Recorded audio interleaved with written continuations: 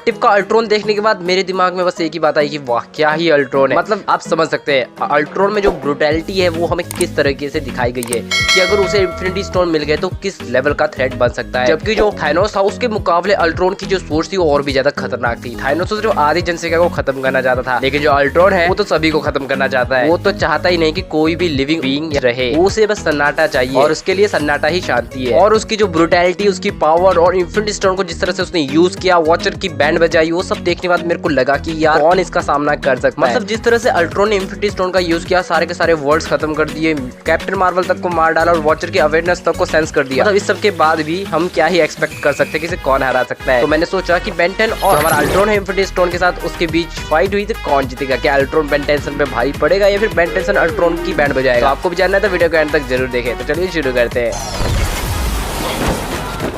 सबसे पहले बात करते हैं अल्ट्रॉन की, जिसने इंफिनिटी स्टोन के साथ कयामत मचा दी। तो जो अल्ट्रॉन वो ऐसे यूनिवर्स से बिलोंग करता है जहाँ पे जो अवेंजर्स है वो फेल हो जाते हैं अल्ट्रॉन को रोकने में। तो जो अल्ट्रॉन है वो अपने आप को सक्सेसफुली वाइब्रेनियम सूट में अपलोड कर लेता है और साथ ही साथ उसे माइंड स्टोन भी मिल जाता है, जिसकी मदद से वो धरती पर से ह्यूमैनिटी को तो खत्म कर ही देता है और अवेंजर्स को भी मार डालता है। इसके बाद जो अल्ट्रॉन है वो चारों तरफ अपना सन्नाटा, जिसे वो शांति समझता है, उससे फील कर ही रहा था कि हमारे थानोस चाचा आ जाते हैं और दोनों एक दूसरे को देखते हैं। उसके बाद अल्ट्रॉन उसे एक ही झटके में दो टुकड़ों में बराबर एकदम बैलेंस कर फाड़ देता है। तो इंफिनिटी स्टोन ले लेता है और यूनिवर्स में हर जगह शांति यानी कि सन्नाटा फैलाने चला जाता है और हर जगह से लिविंग बीइंग को खत्म कर देता है। कैप्टन मार्वल से रोकने की कोशिश करती है, तक उसके रास्ते में आता है पर वो किसी को भी जिंदा नहीं छोड़ता। और लास्ट में जो अपने सन्नाटा जिसे वो शांति समझता है उसे फील कर रहा होता है, तो हमारा जो वॉचर चाचा है उन्हें बीच में टांग अड़ाने की आदत होती है।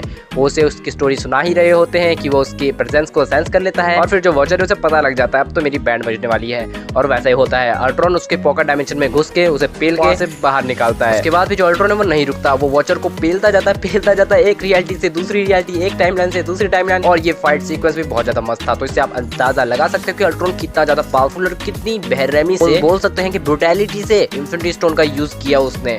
मतलब सारा का सारा सीक्वेंस एकदम माइंड ब्लोइंग। आप अंदाजा लगा सकते हैं कि जो अल्ट्रॉन उससे कितनी ब्रूटैलिटी से इंफिनिटी स्टोन का यूज किया और वॉचर तक को अपनी जान बचाने के लिए वहां से भागना पड़ा। तो मैं अब आपको डिटेल में बता देता हूँ कि अल्ट्रॉन के पास इंफिनिटी स्टोन है और उनसे उसे कौन कौन सी पावर मिलती है। जो इंफिनिटी स्टोन है वो हमारे यूनिवर्स के सबसे ज्यादा इंपॉर्टेंट आर्टिफैक्ट है, जो कि इस यूनिवर्स के हर एक चीज को रिप्रेजेंट करते हैं, जैसे time, space, reality, mind, power, soul etcetera. सभी से अल्ट्रॉन को डिफरेंट काइंड ऑफ पावर्स मिलती है। जैसे पावर स्टोन है उसकी मदद से जो अल्ट्रॉन है वो किसी भी तरह की फॉर्म ऑफ एनर्जी को कंट्रोल कर सकता है। और तो और जो पावर स्टोन है वो अल्ट्रॉन की फिजिकल स्ट्रेंथ या फिर ड्यूरेबिलिटी को इंक्रीज भी करता है। टाइम स्टोन की मदद से जो अल्ट्रॉन है वो टाइम को भी कंट्रोल कर सकता है। रियलिटी की मदद से वो रियलिटी को वॉर्प कर सकता है, चेंज कर सकता है। और जो स्पेस स्टोन है उसकी मदद से वो स्पेस में, यूनिवर्स में कहीं भी जहाँ वो चाहे वहाँ टेलीपोर्ट हो सकता है, यानी कि जा आ सकता है। और तो और वो यूनिवर्स में किसी भी चीज को क्रिएट और डिस्ट्रॉय भी कर सकता है। जो अल्ट्रॉन है वो किसी की भी रियलिटी, माइंड और सोल को कंट्रोल कर सकता है और उसे चेंज भी कर सकता है। ये सारी थी जो इंफिनिटी स्टोन है उनकी पावर। जिस तरह से अल्ट्रॉन ने इंफिनिटी स्टोन का यूज किया उस तरह से शायद ही किसी ने किया हो।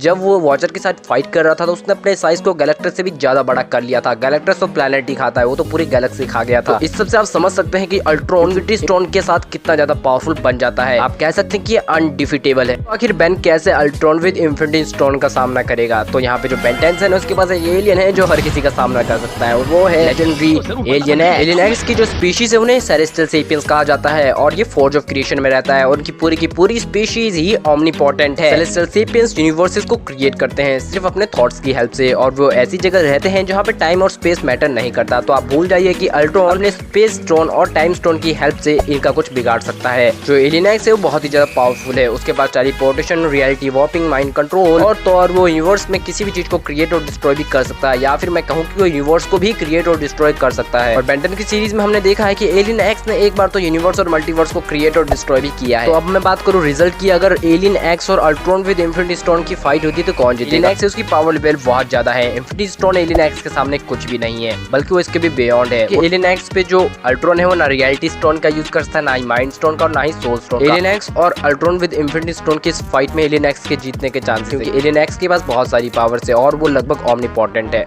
तो मान सकते हैं कि एलियन एक्स ही इस फाइट में जीतेगा। तो जो एलियन एक्स है वो लगभग ओमनीपोटेंट है, तो उसे हराने की बात तो बहुत दूर की है, उसके साथ फाइट करना ही बहुत बड़ी बात है। आज की वीडियो में बस इतना ही। आई होप कि आपको वीडियो पसंद आई होगी। अगर आपको वीडियो में कुछ भी कहीं पे देख के सुन के मजा आया, अच्छा लगा, तो चैनल को सब्सक्राइब और वीडियो को लाइक कर दें ताकि मैं ऐसी वीडियोस बनाने के लिए मोटिवेट रहूं। और आपको लगता है कि मैंने कुछ मिस कर दिया है तो आप उसे कमेंट सेक्शन में बता सकते हैं। Thank you and have nice day.